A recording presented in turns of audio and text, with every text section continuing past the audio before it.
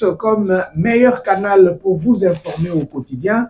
Bonjour à vous tous et bienvenue à cette émission Club Plus, l'espace qui reçoit pour vous des Congolaises et des Congolais qui débattent autour des sujets sociopolitiques, autour des sujets qui font la une de la scène politique de notre pays. Une fois encore, batata, bamama, bandeko, tokutani awa na plateau na biso, elongo na bakongomani oyo bazali na bambela ya kobeta pona ntombwa ya République démocratique du Congo, mboka na biso. Na loboko na nga ya mwasi, na yambi ndeko Floribeya, c'est un habitué à plateau na biso, boyebi malamu ya azali, mokondi ya ba communicateur ya lisanga politique yo babengi Kabila Forever.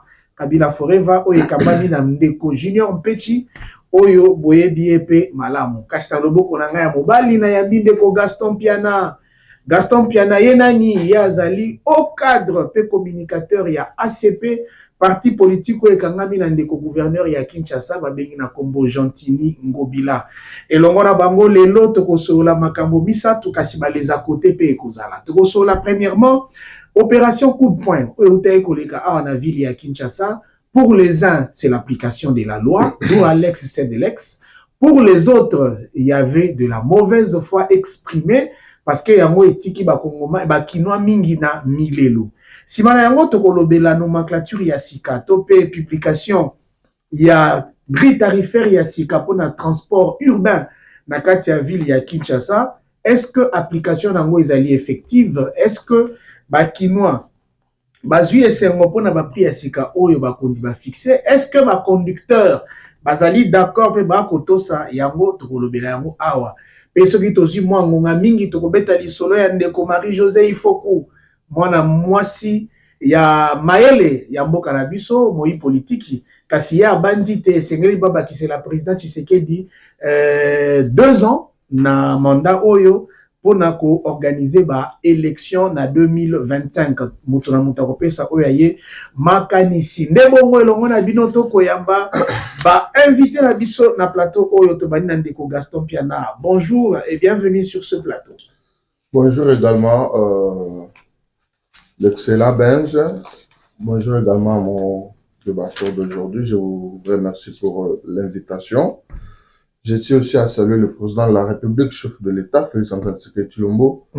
Ensemble, également avec notre autorité morale, Gentini Ngobila Mbaka, le capitaine de l'Union sacrée, toujours combattu mais jamais abattu. Ndeko Benz, tika ete na ebandeli ya makambo na ngai na beta mbela, soit na yebisa bayi kongomani, surtout ba fonctionnaire, na ba administratif ya Ngumba Ville province ya Kinshasa, ete ba kolela ba pesa ministre ya finance Félicien Koulousa tant parce que auti koya Ngumba Kinshasa bali ko benga homme de défi le lenge oyo atombola ki DGRK parce que to woza lelo na DGRK bali kolela le travailleur les agents regrettent pourquoi balongo Félicien Koulousa na DGRK mais le kolela yali ba défi il faut un peu qu'on relever défi aux alliés du ministère de la finance oyo ba pesier. Donc, c'est un homme de défi, c'est un excellent, c'est un homme très très compétent.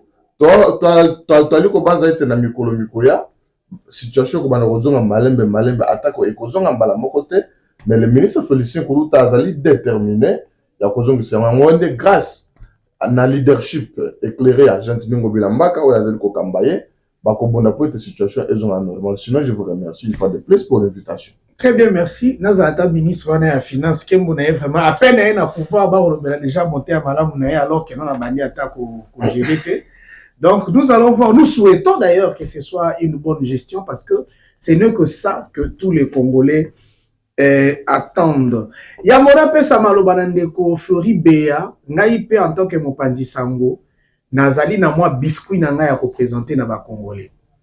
Excellence, Monsieur le Président de la République, chef de l'État, Félix Antoine Tshisekedi Tshilombo, vous n'avez eu de cesse de demander à nous, peuple congolais, de pouvoir vous aider, vous accompagner dans cette lourde mission qui vous est confiée pendant 5 années pour rendre le Congo un environnement où il ferait beau vivre et pour rendre le salut au peuple congolais. Moi, j'ai choisi un seul angle. Mon angle de vous accompagner, c'est de dénoncer partout où le mal s'érige en tant que journaliste. Hier, en feuilletant ma documentation, je suis tombé sur le journal officiel. Yambo Kanabiso. Na kati ya journal officiel Oyo, na ekokuta décret, il y a le 3 mars 2023, portant création, régulation, création, organisation et fonctionnement de l'autorité de régulation de postes, de télécommunications et de technologies de l'information et de la communication du Congo, ARPETIC en sigle. Toza komi tuna boye. Na moment Oyo, mokonzi mboka, okobonga mapoza la candidat à ta propre succession na ba élection Oezoya. Na moment Oyo, il y a des explications que le gouvernement doit donner aux Congolais na makombatali RAM. Tu as découvrir que le dossier à RAM est la responsabilité à RPTC. Nous avons dit à RPTC qui pona entreprise Oyo et qui na charge de la présidence de la République. Kasi na bokasi pe na mayele ya gouvernement, basi signé qui depuis le 3 mars que RPTC a bourou pia toleki na RPTIC. Oyo esengeli ezala sous responsabilité ya ministère ya PTNTIC. Kasi mokonzi mboka boni kino lelo RPTIC et kokota te RPTC eza toujours ko fonctionner. Dans nos recherches, nous avons découvert que même le Conseil d'État avait été saisi pour accorder à l'RPTC de s'occuper des affaires courantes pour que vide juridique et salamate. Cette vide n'a aucune raison d'exister parce que Bakongomani ou Bakoki ko diriger RPTIC bazali. Ce qui lelo yo RPTC ezali ko continuer ko gérer domaine ya télécom. Et que dans RPTC, on retrouve un collège de conseillers qui est dirigé par moi Namboka Christian Katende, que je connais très bien, Kouloutou Nangai. Nous avons na kati ya loi o ya sika balobi que na RPTIC et c'est na comité de gestion, tous à la peine la direction générale, tous à na collège ya ba conseiller au compte, et ba commissaire au compte pardon. C'est-à-dire na minute o RPTC zali ko fonctionner en dehors ya Mibeko. Mokonzi mboka soko lingi te bakongomani na campagne batu na oli susu likambo etali ram pona pasio bayokaki.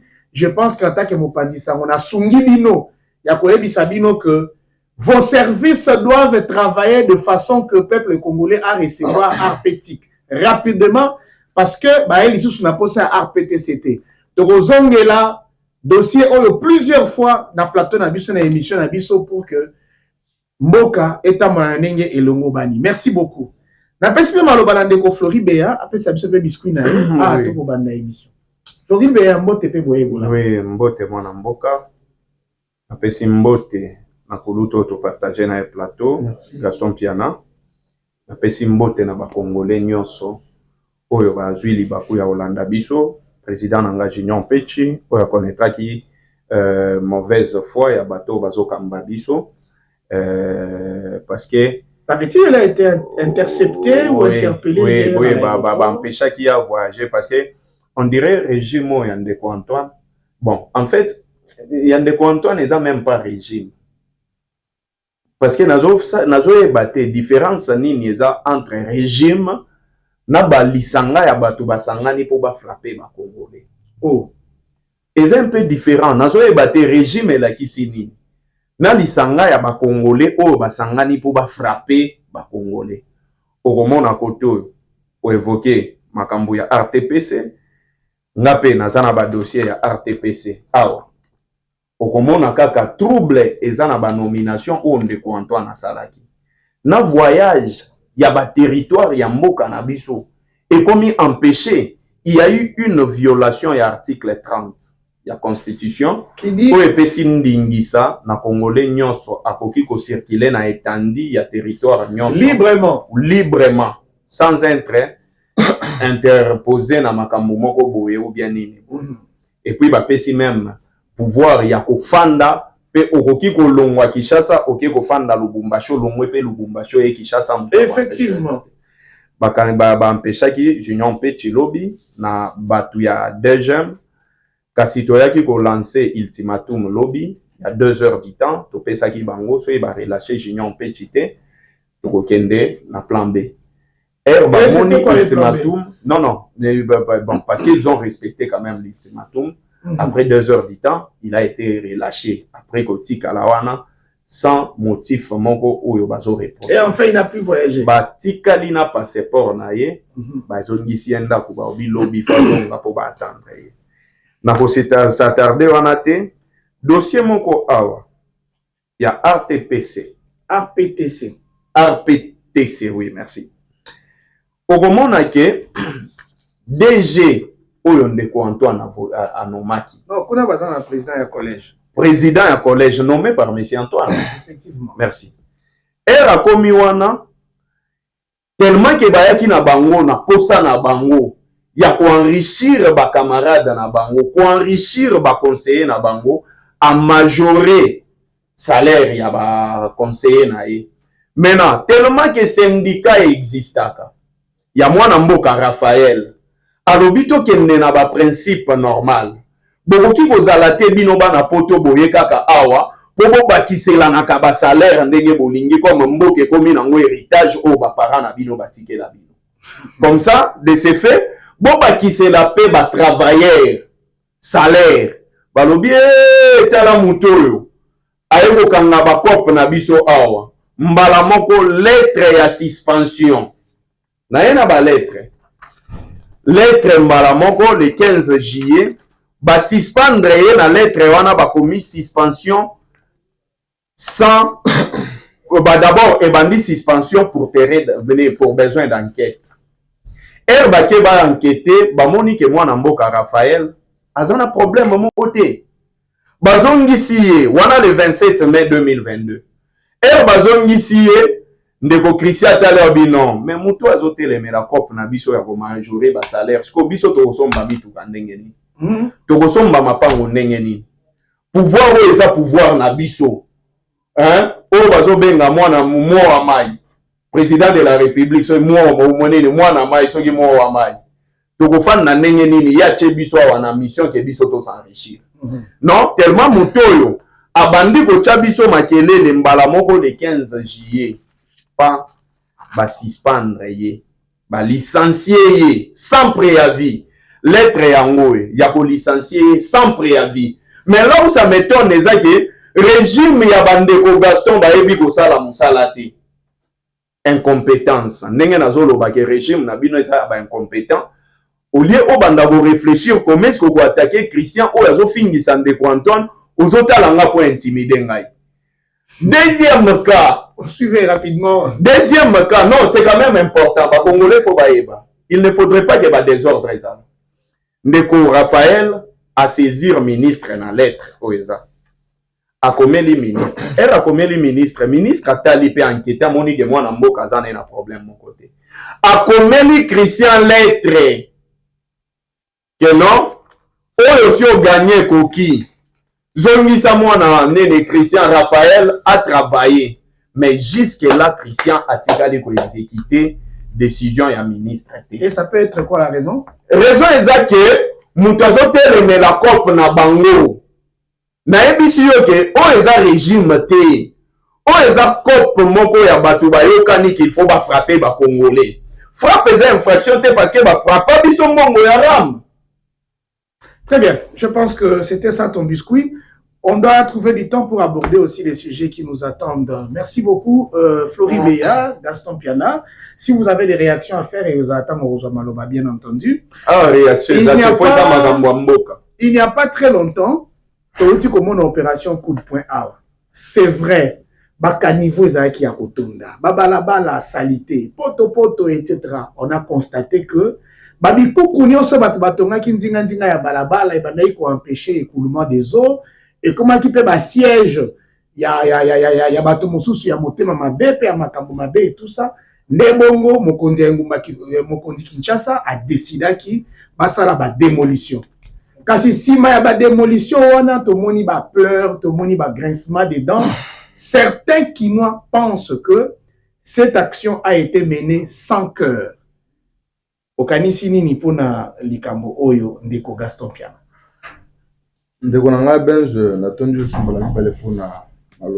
Oui, je vous donne 7 minutes.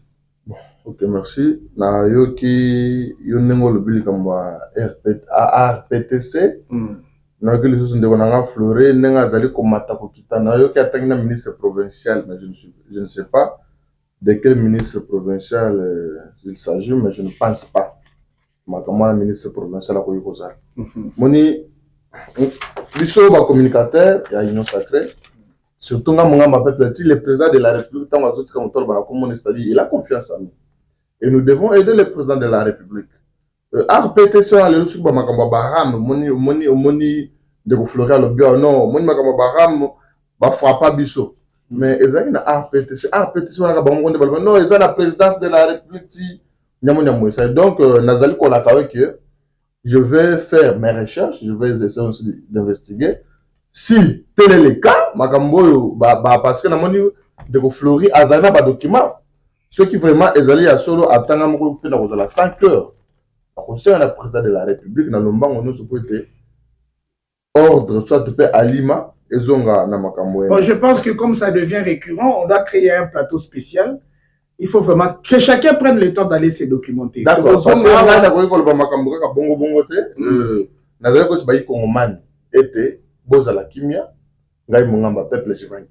très bien. Et si ça veut que Makambo de Flora le bien Zali solo, à 5 heures et je vais me battre si la énergie n'a pour que le président de la République a une décision basée sur la Moutouana na Moussala.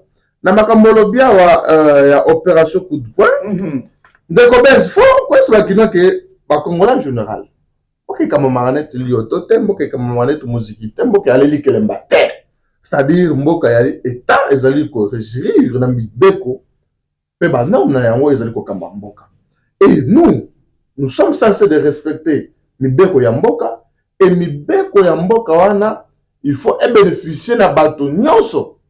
Cette fois que nos catégories à bateau pakala to songolo bangonde bali ko bénéficier na mipe côté. Alors le président de la République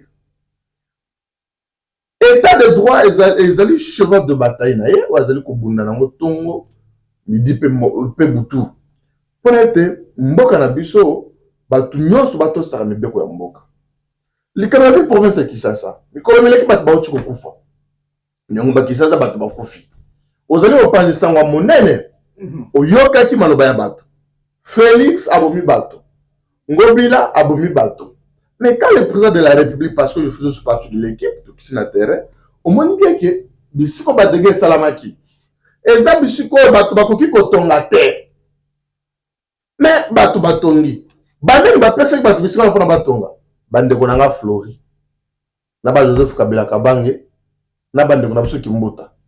Et lelo, bazasu na bokonzité. Mais nous sommes au Ngobila pas ça qui m'ont tapé perdu. Non, mais Ngobila a tika ko gérer Kinshasa. C'est à gérer mais il siégeait. Mais là il pouvait prendre des décisions mais il qui alimente. Bien sûr, mais il pouvait prendre des décisions. Ces membres qui sont dans les postes d'administration. Mais il pouvait prendre des décisions sur Kinshasa. Poursuivez. Alors, et il faut te dire parti politique na ville les amis l'ont balé que ça et moi je voyais pas Ngobila à l'époque ailleurs qu'on va te Kimbota sala non et maintenant le tout le pouvoir bâton bazo pouvoir le bâton bazo pouvoir il faut faire quoi il faut qu'on ait des mesures draconiennes oh ils allaient même quelque chose d'aller impopulaire mais ça le bénéfice à la population. Le président de la République a conseil des ministres présidé par le même chef de l'État à instruire premier ministre. Et il faut Babouka Banda ou Ezana Bisco et Sengélité. Et le gouverneur Azala qui saisit, il a exécuter des sujets au conseil des ministres, bien sûr. Et maintenant, tango, Babandi Kobuka. Pourquoi il y a des pambaten de Gonani? Bon, il faut te dire opération coup de poing. Et dans le conseil, il y a un objectif, il y a qu'on faire respecter, qu'on faire appliquer EDI 003 bar 2013 du 9 septembre 2013. Relatif à l'assainissement de la ville. Est-ce qu'il y a un soulèvement juridique dans l'action Bien sûr. Parce que certains pensent que c'est plutôt le gouvernement national à travers son ministère de l'aménagement et consorts.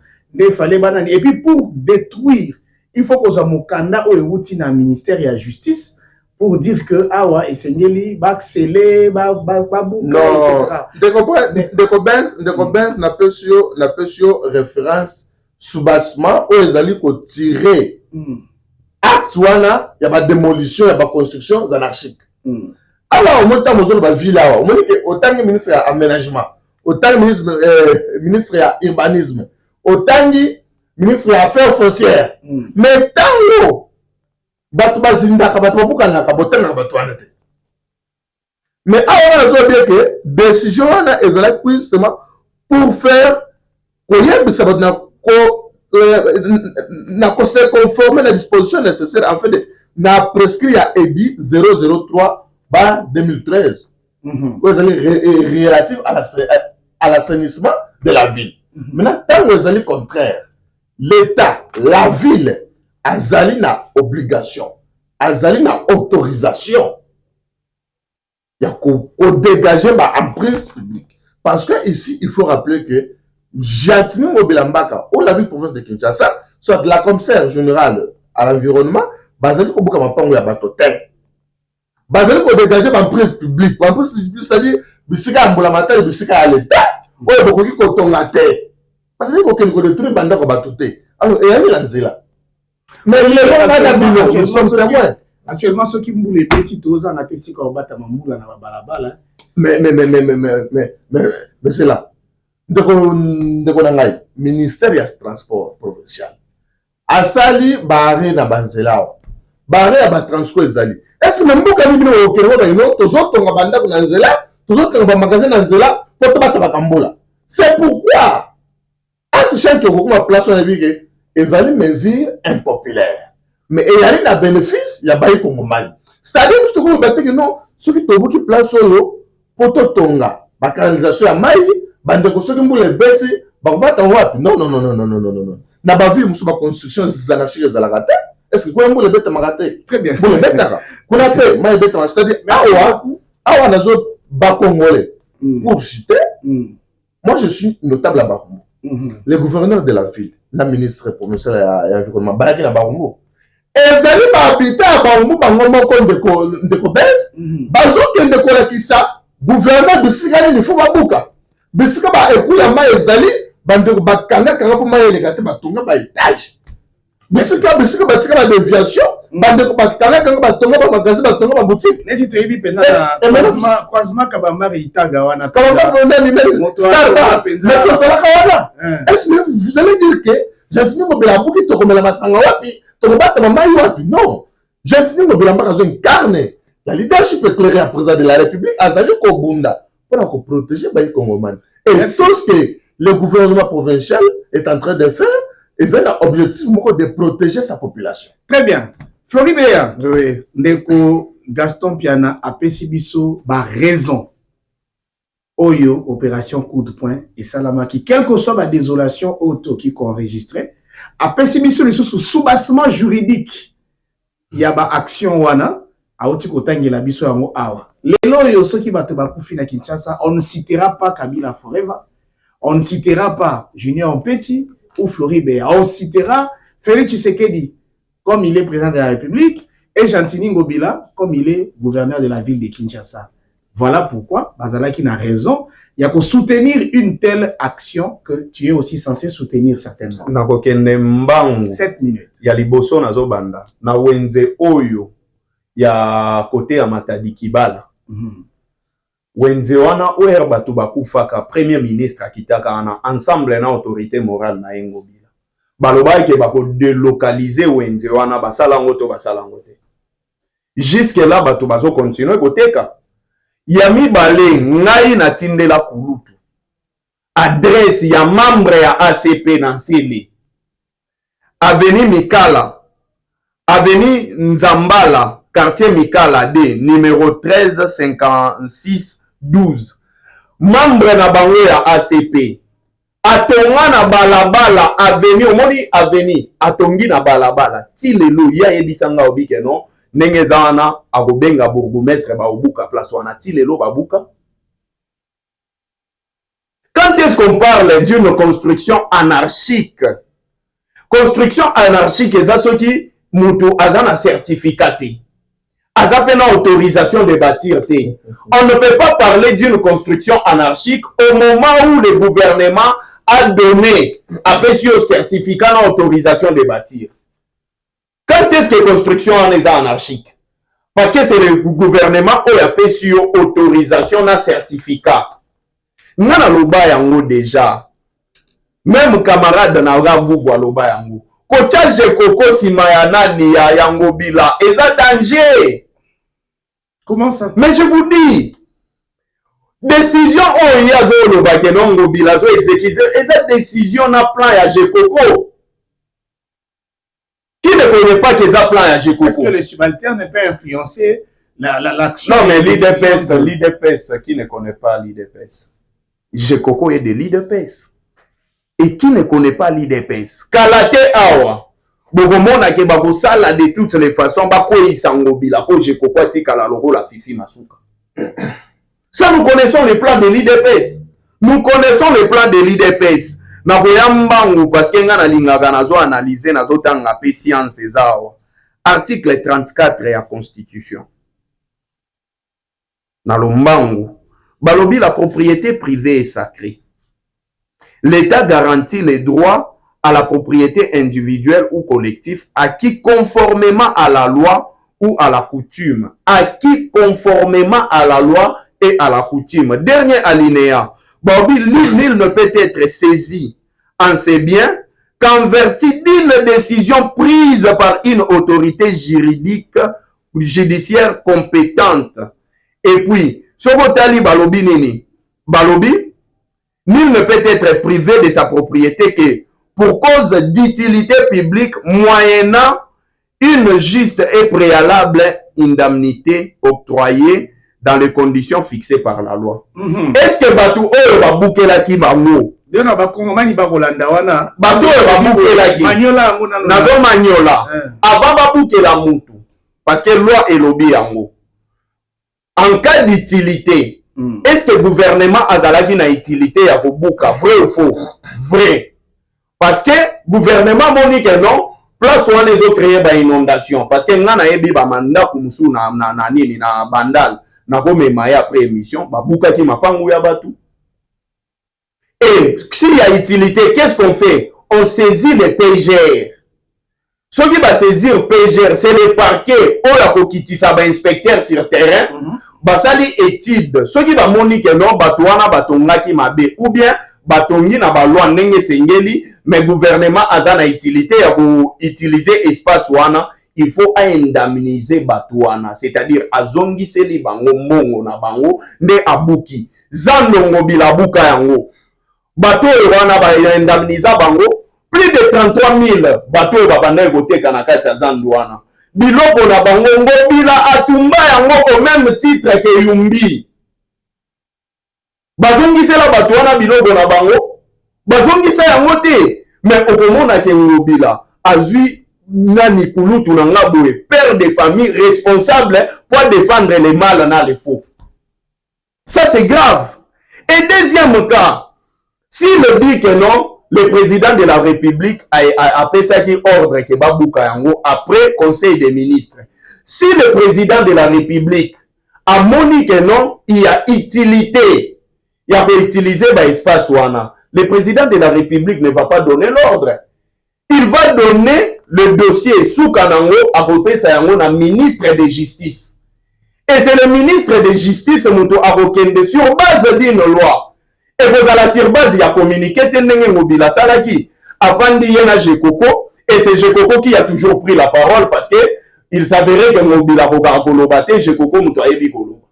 Et Jekoko a eu parole, a eu étouffé Mobila, a eu les devants, a sali communiqué a conduire Mobila na erreur. Biloko ya batu ezobukama. Au moment, quel moment? Moment oyo bandeko oyo zomona en face bazoko ka organiser ma ponamité. Au moment oyo il faut tokende na campagne. Mais je l'ai dit ici. Qu'est-ce qui fait en sorte que Ndeko Antoine a échoué? Batu ya liboso bazobo manda ya Ndeko Antoine eza IDPS avec Jekoko ya mibale eza Ngobila. Ça tout le monde en parle. Et aujourd'hui, analyser, Ndeko Gaston Lobi que non, ezalaki na objectif ya assainir ville. Est-ce que la ville de Kinshasa est assainie? Na décret au Tangi. Qui le Bopeto? Honoré a pris ses 2 millions de dollars et bimaka chaque fin du mois. Mais aebisanga nombre ya babroueto bazalaka nango na bato bakombaka na baveni. C'est le bateau ya Bounene ya assemblée provinciale de baché batou bakombaka entre autres Godin Poui parce qu'il faut protéger Ngobila. Attends Ngobila sali mabengo de Godin Poui a besoin ba dossier à kotia Mupanzi et bazui fondation nae bachawana pour bakombaka baganyaka kanyaka. Est-ce que c'est ça le Congo au bisoto zelaki? Qui nous peut te bien. Et pour ne pas entrer dans des taxes, il y a une taxe. Oh, ba Congolais, ba foutaka. Ezalaka taxe de pollution. Taxe de pollution, ana, ezalaka ba entreprise, nyon soso ke yeko fungwa manamboka, ba ebi ke ba polluer atmosphère, il faut ba foutaka, ba taxe, wana, pour permettre à kake. Soko sombiji na yo, au moins ki nanzela, bango, gouvernement provincial, atindi batu ba lokoti yango, pour ezala propre.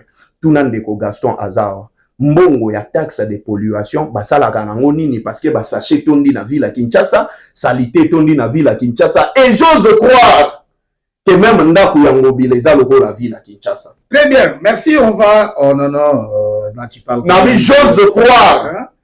Parce que non c'est lui qui gère. Non ndaku yango bileza premier citoyen na biso à Kinshasa. Batangela nga commune nini za propre. Très bien. Non, Floride, c'est bon. C'est bon, tu peux saper malobala mtumsusu. Ngonga eza allié na bisote, to kenala mwa lombango. Ndeko Gaston Piana. Eza na lycée moko ya bakolo elobaka. Mokondi aza moto ya simbaka ba uti mibale. Ya liboso eza bitabe. Ya mibale ezali fimbo. Bitabe po aleisa, fimbo po atia mobeko. Awa ndeko Ngobila autorité morale nayo a appliqué décision Oyeutaki na chef de l'État qui est d'ailleurs meilleur pour Nabakinois parce qu'ils ont désengorgé par artère etc. Siko bitabe nango ezanini. Bon, ndeko ben alingna bisa muninga na Floride que j'aime bien. Moni oyo ezali émission munene. C'est-à-dire tant toujours à plateau il faut oyana elu kokolo. Je ne vis bavarder pour ne rien dire. Tu as 3 minutes hein. Na bandana le kambalo bia wa ya Ansele. Moi je suis la bouche autorisée du président de la République. Comment ça? Je suis le communicateur du président de la République. Moral là-bas communicateur. Il y a un sacré. Je suis la bouche autorisée. Fumototo. Non, Fumototo aza président, yaza autorité morale. Ah, OK. Donc yaza likolo ya Fumototo. Non, poursuivez. Ndeko Benz, laisse-moi vous dire que ce n'est pas n'importe qui. Olekana etandoike, olobakana comme le président de la République. Mais nous, moi, tous on a confiance wana. Il y a kolobana comme le président de la République et le président de la République peut sa confiance. Mais biso pe photo aidé avec le gouverneur de la ville. Mais tango ba petit un message. Balobi na commune ya Nsele. Na avenue Zumbala numéro 1356, c'est comme ça, na quartier Mikala 2. Ndeko moko atoni ndaku na ye akangi nzela. Alors il y a mon ACP, mon IDP, c'est machin. Maintenant moi, ce que je peux faire. Il faut la faire ba bourgmestre na biso oui. Na faire ba bourgmestre na biso. Na pesi ba d'information et nazo rassurer ndeko na ngai. Et te ba bourgmestre ba ozala saisi. Ba okita bisika wana, soki bisika bandeko batongi bandako ekesalite, ba koboka yango. Alors, tant on va poser une question, à l'objet construction anarchique, non, on attend ma pango ya bateau, c'est-à-dire que nous la paix, ils allaient terrain à l'État, à commission le pango naïe, ils ont construction anarchique. Mais là, il faut trouver que construction anarchique et à l'inini.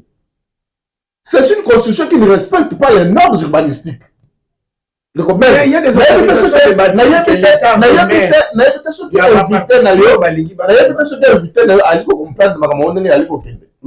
C'est-à-dire que place où ils ont écouté la maille. On peut dire en quelque sorte que l'État nous escroque. Parce qu'on a des bandela dans le baki. Parce que l'État a fait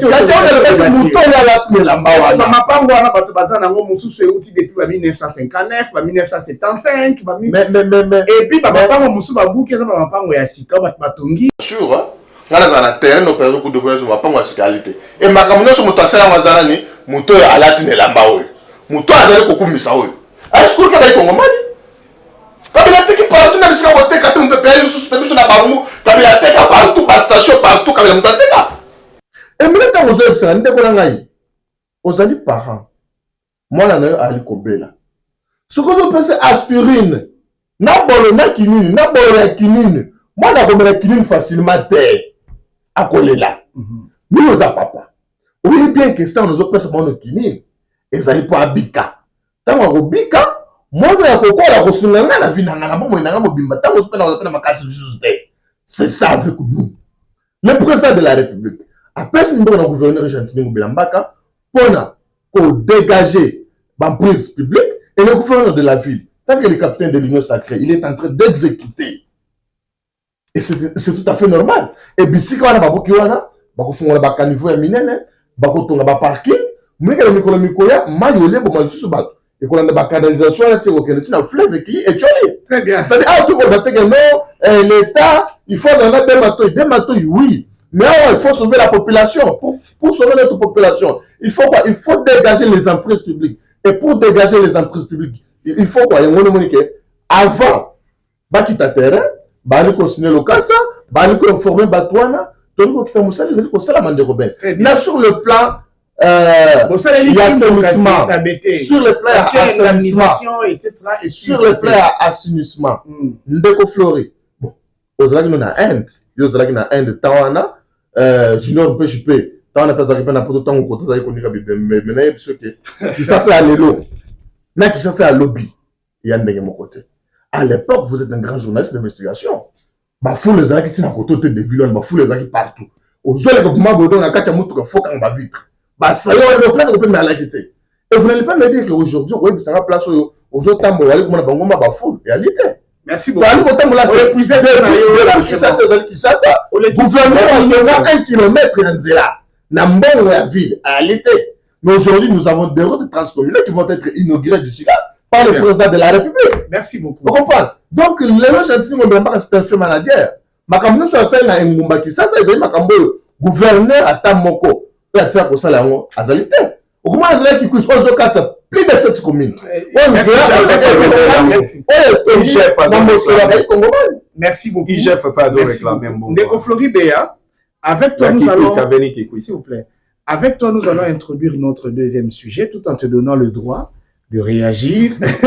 C'est que ton co-débatteur venait de dire ici, donc on a la makambo itali tarif yasika, il y a prix, il y a transport à Wanakati ville à Kinshasa. Je me demande, to comment mboko ya ba prédateur tonini. Wana ezali na ba régime nyonso eleka. Pourquoi Congolais ayokaka esengo ya ko exploiter muninga na ye abusivement, surtout na domaine etali mbongo. Boko na la bolamuki mutuka talo emati. Na tongo bataki mutuka na 500 na midi na 1000 francs na poko na 1500 to yebi lisusu te.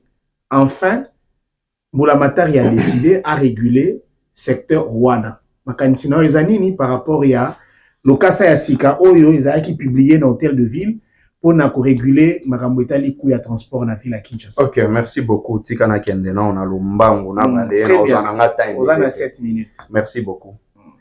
Est-ce que Kulutu nanga Gaston ayebi et pas bangobi la place maman na ya fandaka olemba salongo ouais oyebi pourquoi babuki ba malewa ba chali boso anate mais ça la case le pont non zamba bala oh papa ils ont le pont oh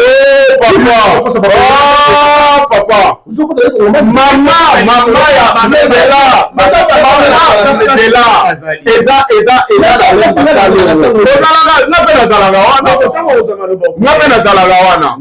mama ya ngobila asala beton likolo ya nini wana acha ba malewa liboso na babar et les cas place nyonso wana air bazo ça l'opération coup de poing mère alobi yaka ko buka awana kufela yo ti lelo batikala ko kende kuna ngobila banga message ya mama mabanga ya bakongolais te alobi Junior Mpeche abandai konika bibembe na poto non Junior Mpeche atangi na poto te atanga na Tunisie est-ce que ngana bika tanga non excusez na azalai pe na poto te azalai na Tunisie pona nini régime na bino ekozala fondé na lukuta yebisanga non régime eza fondé na lukuta ou bien lukuta eza nde bilei na bino c'est grave. Et même s'il s'avérait que Junior Mpeche abandai konika bibembe c'est que ezalaki mosala bandai kosala ndeko Antoine abandai osala mosala nini avant koma président ngobila bandai osala mosala nini avant koma na politique tozana bato mosusu CV na ye eza kaka papa soki batuni expérience professionnelle papa mama mais soko moni jeune oyo azobunda mpona survie na ye ya bana na ye peu importe mosala azosala il faut saluer et ça c'est un débat de caniveau toye sikoyo kombone nani le ministre provincial ya transport songa biso na kombo Amos Mbokoso eloko ya liboso nazoyebisa ye alongola bato ya ACP nyonso atindi na banzela po batrakaka bamotar na benga yo po na benga kaka yo nalakisa komeske ngobila azolinga komisa Kinshasa yumbi nous on a été traqués po na bato na bino ya ACP côté ya baramoto bazotambola na bamatrake oyo ya kobeta bato na nzoto na benga yo ça va ta sécurité non en tenue civile s'il vous plaît na bamatrake ngai na le père Kubangila et tozoli de débattre na bango bafingaka ngobila bafinga oh messieurs tu es qui Messi na finga ngobila tu es na lobike ngobila zo gérer ma beske na fingi soki na lobike ngobila banga ki kokende kobuka liboso lupango ya baparana na est-ce que na fingi c'est la vérité ngobila kende kolongola ba malewa liboso na bango po biso to ndima nyonso wana eza kaka faux politique ya kolika ko s'apprendre na peuple moko lambda ba misusu ba prioriser bango mais sur le plan makambu ya transport très bien ici je pense que vraiment kulutu nanga ministre provincial ya transport il faut balongola ye. Ah bon oui 4 ans après bobimisi journal officiel ya transport mais qu'est-ce qu'il faut faire le gouvernement soki abimisi apesi prix à transport atindaka ba inspecteur na terrain atindaka ba agent ya transport na terrain po ba agent wana soki bakomi place oyo bazobelela futa mbongo na se ye mpe akofuta même montant akoti na kati ya mutuka po azalaka même na preuve ya kokanga bato oyo bazosala ba surfacturation. Mais on nous dit ici que babimisi prix à transport. Mais est-ce que transport ikiti ndeko Benz transport ikiti te kulutu nanga Gaston po ya ayawa soki afuti mbongo muke c'est peut-être 10 000 francs. Maintenant ici sous la gestion de Monsieur Antoine, sous la gestion de Monsieur Antoine, sous la gestion de la ville province de Kinshasa ya Ngobila ba Congolais ba pesi bango mukongo. Et raison pour laquelle biso peuple souverain tokobanda ko sanctionner pe ko bengana batu nyonso parce que journal wana babimisi a pris. Moi je parlais avec les gens de la SECO balobi basala ki réunion na ministre ya transport ba yokanité et comme ba yokanité na makambo ya nini a promettre bango que nous allons revenir pour tout ça la nini to se fixer ba prix bien et mbala moko bango bazoloba que ministre a roulé bango. Et jusque-là, il ne respecte pas parce que Bayokana qui sur les assises, il y a taxation ou il y a fixation de prix, il y a transport. Et c'est un problème aujourd'hui. au moment que pour bima surtout bandeko va prendre maintenant on cherche à faire plaisir à qui? Aux conducteurs ou aux usagers? Non, en fait la population est innocente. Population bazaba innocente. Mais ici, c'est la responsabilité provinciale, il y a ministre et il y a secteur. Voilà. Mais ce qui est mobilisation protégé, au moment on a peut-être ça parce qu'il y a moi dans la province, c'est mon qu'on a eu. Et vous allez vous souvenir que les plus grands tribales, c'est Ngobila. Yazawa, Nanini nae, Nanini Yangobila, est-ce qu'il y a un Kassayen à parier? Et puis, il faut s'apprendre là, Kassayen, même sur le plan communication. Vous communiquer pour nae, pour Nanini. Qui est le nommé de Ngobila? Na conseiller nae, na directeur de cabinet nae, na collège ya ba conseiller nae Mobimba. Tangelanga kombo ya Kassayen Kamoko. Je parle des Kassayen. Je ne parle pas d'un Moulouba. Je parle des Kassayen. Ulutu nangampi anazo souffrir pamba. Oscar Beyazo souffrir pamba. José Nani bazo souffrir pamba. Parce que souffrance au bazomona. Soukanango ngobila bozwanaye. Même mutatambola kanaye. Mwana naye, mwana nkazi naye. Même mutatambola kanaye. Na ebite soki aza chargé ya finance na etonani. Mwana nkasi naye akozwa kande gonene kulutu nanga Gaston Piana te parce qu'il a dit que Gaston Piana c'est un Kassayen. Nenga zana soki che Gaston Piana comme Kassayen place wana yazo mona lokola azo miboma. Et comment est-ce que, excusez-moi, non, je vais citer par là. Comment est-ce que Ngobila dit que lui qui n'aime pas les Kassayen, comment est-ce qu'il s'est dit qu'il va donner la majorité au président de la République? Parce que moi je suis du Kasaï, mais je n'ai jamais soutenu la vision politique et Ndeko Antoine puisqu'il n'a même pas une vision. Je n'ai jamais soutenu la gestion de M. Antoine. Parce que le chef Antoine n'est pas... Non, bien. Il est pour tous les groupes. On va revenir à vous. Mais ça va être 2 minutes, na minute, na yana loba. Parce que ça on le va bien. Tant qu'on chutait aux 2 minutes, l'émission qui est presque à la fin.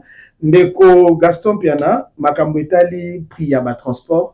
Na pesa qui est 7 minutes parce qu'il fallait réagir pe na mambo yo loba qui cette fois-ci na pesa yo 3 minutes. Oh. Non, 4 minutes. Je te donne 4 minutes parce qu'elle te commis vraiment à la fin. Allez-y. Prix à transport et kokitate. Bah, conducteur, bah, il va appliquer à voter parce que le gouvernement provincial a bonné libango. Qu'en pensez-vous? Ah, on a ligné na bandela na nous rekonanga Flori. Na bandana na makambo ya tribalisme. Na ibsaiboui. Tribalisme wana ezalaka discours ya ba faible. Gentili Ngobila Mbaka n'a jamais été tribal. Comme preuve, vous allez comprendre que na parti politique nae ACP, un cabinet, secrétaire général, cabinet nanou, parti non, cabinet, na loba qui t'a pas kombo ya cabinet. Je n'aime pas vous interrompre. Il est dans son temps, laisse-le parler. Na baxé 15 secondes. Pour moi que nationalisme argentin Ngobila Mbaka est exagéré. Moi que na parti politique na ACP. Bespace linguistique nous se zali représenté. Secrétaire, c'est la loi. Secrétaire général. Non. Secrétaire général Nabiso. Azana Grand Bandundu. Secrétaire général adjoint Moko Azana Grand Équateur. Moko Grand Kakase. Madame Laetitia Benakabamba. Moussousou Azana Grand Katanga. Ce qui te dit pour le entourage. Tant que commissaire général et à environnement, Madame Laetitia Benakabamba, elle est du Kassai. Ce qui te dit ministre provincial et à ITPR, Thierry Kabouya, il est du Kassai. Gaston Piana, bien sûr, il est du Kassai. Maintenant, il faut d'ailleurs que ça distingue entre ville et parti. Maintenant, na makambo nyonso yo alobi awa ndeko na ngai. Likambo ya transport, mais ko ba makambo ka pour le battre pour le mboko sote. Mboko so azali ministre provincial ya transport, azali responsable. Il y a secteur naïe, il travaille en collaboration avec le ministre national. Il y a transport, il y a Kenda, il y a Tikeli nani intérim par Ndekonabiso et qui là. Alors, comment est-ce que bah agent, il y a transport, bah agent, il y a l'État. Oh, bazali na balabala. Pour réglementer la situation, il y a transport, il y a bâtiment. Ils ont taxé bango, bah membre de ACP. Mais ce sont des allégations graves. On peut pas occuper au Kangela. Si, pas ça, bah membre de ACP. Mais parce que jusqu'au preuve de contraire, nous allons faire une investigation. Tu n'auras pas prouvé. Et vous avez si ce sont des agents de l'État, vous pouvez expliquer. Mais ce n'est pas aussi mauvais. Bazalaki nommé sur base et arrêté ni na décret ni bima il faut pas faire dans la balabala. Donc vous marchez sur vos besoins tant que la nicolo ya mon bébé. Vous aurez le temps de réagir. On écoute. Moi j'aime faire un débat humanisé. Comment est-ce que tu peux taxer quelqu'un, il est de l'ACP parce que tout simplement, il fait partie des Quinois. Imaginez. Est-ce que pensez-vous que même la gouvernement Mobila, ACP, est-ce que le gouvernement provincial, s'il vous plaît, c'est moi qui pose des questions ici. Ils se sont transformés en couloir. Est-ce que le gouvernement provincial a réussi son coup? Il y a pour réduire le coût à transport et de la part du côté pardon, il y a pas conducteur. Mais quand on a reçu ou pas de Konangai, ils ont coûté, ils ont logique, ils ont limbo que zo kambama. Sur le total, ils ont arrêté numéro SZ bar 0071 bar 2023 du 7 mars, fixant les tarifs de transport en commun et les itinéraires officiels à parcourir sur l'étendue de la ville province de Kinshasa. Ce basement juridique, on a arrêté au Bassignaki. Et maintenant, c'est une obligation. Le ministre a travaillé dans ma service. A travaillé dans ma service. Là, je vois bien accord et achaccord. Comme d'habitude, bateau va coordonner un transport en commun. On peut baser en conflit. Voilà, à Bengisaki Bango. Basololi, Bayokane et arrêter Zalaki signé abonné du fort. Très bien. Et maintenant, l'applicabilité nango, ils allaient immédiate et puis exécutoire. Et le président provincial de la SECO, Théokana qui est au plateau à mardi, on m'a dit que Bozaki na réunion na Bakondi, il y a un Ngouba Mokondi Kinshasa, je vous comprends, mais il faut passer parce qu'on avait déjà annoncé votre passage sur notre plateau. Oui, Nego. Est-ce qu'on a au total, il y a 30 secondes en tout cas. Le ministre Mbokoso a signé arrêté et arrêté ils ont déjà exécuté. Moto Azal Nicolas Mibé réalité. Tout le monde nous sommes régis quand Mibé qu'on a ndékonangai. Nous sommes pas Nakachelo comme Boyoa puis nous savons quoi que non. S'il faut au côté bilan il y a des Congo bilan. Nathan Oyo, sur 10 au PC combien? Non, le gouvernement a un bilan très élogieux. Il mérite 8 sur 10. Mérite bel et bien 8 sur 10 parce que non, nous sommes dans la très bien. Et je ne vois pas si tant que nous sommes dans la sur 10, il y a Rose en a 15. Marie-Josée Ifoku. Moi, si il y a Maël et Ambo Kanabiso, Azalaka pe na makanisa ko kamba mboka oyo kasi simba kite ponae. Azalaka. Asali. Asali une grande sortie médiatique pour la Kolobate ponaye. Baba excellent de coach, c'est que les Chilombo président de la République, Mibou Mibale. Azama Samael vraiment. Oye, Ako Samosa Naye, Yamboteto le Kanaba élection. Sujet au Légocé n'a pas trop de commentaires. Je donne à chacun 2 minutes et on clôture l'émission. Nabadi Ndeko Gaston Piana. Ndeko, ben, faut attendre Madame Marie-Josée Ifoko. Azalaka na makanisa ko kambate mais Azalaka. Azana makanisa ngo petit lelo.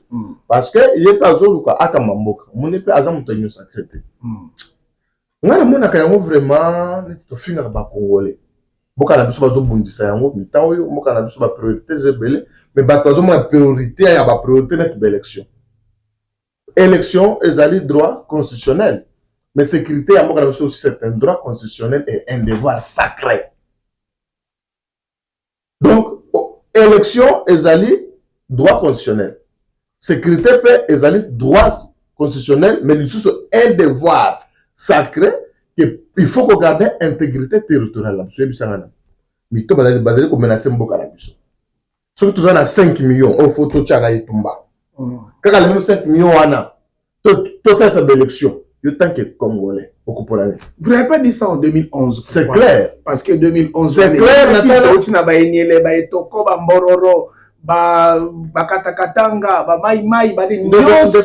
Mais vous aviez exigé que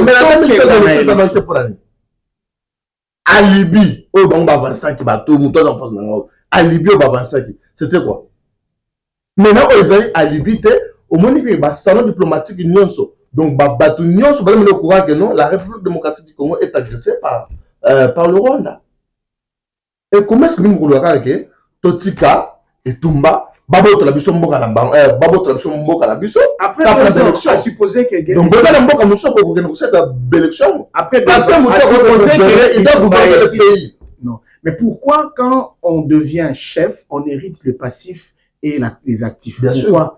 Parce que même celui qui viendra, puisqu'il a trouvé la guerre sur le territoire congolais, il va faire la continuité. Pourquoi on ne créerait pas le mécanisme? Maintenant, il ferait l'élection élection, tout ça en 2018. Élection, ça en 2018, pourquoi? Hein, les Robins? Élection en 2018, pourquoi? Parce que l'élection sera en 2016. Pour d'ailleurs, nous, mon opposition à l'époque, pendant que nous avons agressé, tant que la transition, il y a beaucoup de balais, c'est la maquille. Apparemment, l'opposition à Madame Zoé Fokou, et c'est le L'Union sacrée a décidé de suivre tout ce que le FCC avait fait. Non! L'Union sacrée, d'ailleurs, voilà les alliés analyse sur Maloba et Madame José, il faut mettre sur le président de la République. Ali déterminé. Et le président Denis Kadima est serein et confiant à offrir les élections, les meilleures élections, dans les délais constitutionnels. Très bien. Floribert, Marie-Josée Foucault, vous aussi soutenez son point de vue. Permettre à bandana on a balayer. Alobi soki balobi ke bato bazo traquer ba motard baza ba agent ya ACP eza ba allégation grave. Na préféré na kota boloko mena délivrer de konene kulutu nanga Gaston. Na kati ya emprise ya molimo ya ko lobela ngobila o ya reconnaître kaye même pas. Je peux même mettre ma main à couper na plateau hall. Be garder vidéo ba congolais bazolanda jour okoyo ngobila nommé ache Gaston Piana na ba nomination na e Katanga Musapi. Ah, c'est que moi je demande au gouverneur, il y a des filles c'est pour vous dire. Non mais il n'est pas considéré ngobila il n'est pas considéré. Poursuivons. Mais c'est ça. Mais awa soki alinga loba il parle de ngobila kolekata bato ngobila simbisaka basaka. Molimo wana ve na côté la ngoma bondeli na ko gêner pour longwa na molimo wana. C'est gentil quand même. Maintenant, à un certain moment, même makambu ya Marie-Josée, il faut tout analyser. Est-ce que vous connaissez Marie-Josée? Il faut. Beta lisolo. Boye biete ngana ebiye. Boye na end. Koto zala ko la michop. Et pour mo kasa. Yem to ko la michop ni na end ko na ngana. Vous suivez Floribert.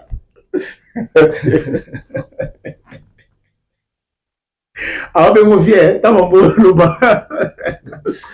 Floride, tu vas presque à la fin vraiment. Marie-Josée, il faut que nous connaissons. Elle travaille pour la famille. Moussala nyonso azosala neza pona ba intérêt politique na famille ou azo appartenir. Qui ne connaît pas que Marie-Josée il faut quoi zala kana ba lien na Nicolas Kazadi. Et qui ne connaît pas que Nicolas Kazadi aza chouchou ya Ndeko Antoine. Mutu moko te azo ignorer. Makambo oyo ya lobby. Est-ce qu'il y a temps ya ko sonde population congolaise? Parce que ça va déclaration mususu o epesa kanda na population. Pe carrière politique na yo esili, c'est fini pour toi et Koufi. Est-ce que bazui temps ya koyeba volonté ya population? Topesa Ndeko Antoine a 2 ans. Na Congo o ekomi na pente. Ndeko Antoine a 2 ans. Nenga che Congo na cric. Ndeko Benza tokokufa.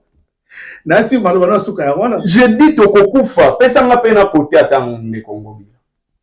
Na minute na nga po nazolinga na chité na kokota. Nga lingi au côté de Congo Bila te. Na lingi kaka la 30 secondes. Une petite comparaison entre Ngobila na Kimbuta. Ya noki en fait côté kuna na ko comparer te. Gestion ya de Congo Bila. Nazo résumé yango na lettre ya bourgmestre ya Matete. Dans la lettre bourgmestre commis nommé par monsieur Antoine. Soki Ngobila za pena gouverneur ya ville ya Kinshasa na défié na likambo. Celui-ci c'est un illettré administratif. Ou là illettré administratif. Soki muto yebi ko komana noté, comment est-ce qu'a commis bourgmestre? Soki Ngobila aza gouverneur. Soki Jean Kakala aza ministre provincial. Il faut pas le danger ou le nankati à Matete. Très bien. Parce que, excusez, soki balongoli été, nazo mona les dangers ou ezokota nakati à Matete. Chose grave, nazo chitele wana.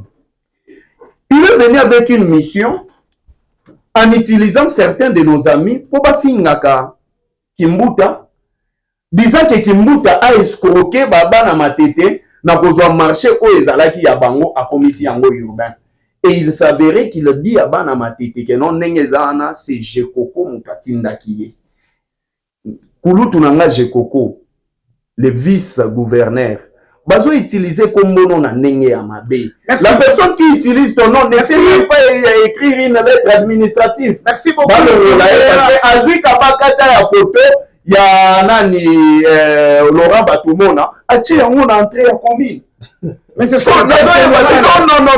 Merci beaucoup. Même si vous cherchez l'argent, c'était un débat très houleux. Pour rappel, avec des incompétences. Nous avions laissé Flori Béa du FCC et Gaston Piana de l'Union sacrée de la Nation. Chacun a défendu ses positions propres et les positions de sa famille politique. Ici, nous mettons un terme tout en remerciant d'abord vous qui étiez mes invités aujourd'hui, puis l'équipe technique qui nous a accompagnés pour le succès de l'émission, et enfin, vous, peuple congolais, qui nous avez suivis. Nous mettons un terme ici, nous nous revoyons demain à la même heure avec la même ambiance. Ainsi donc, nous nous disons bye bye.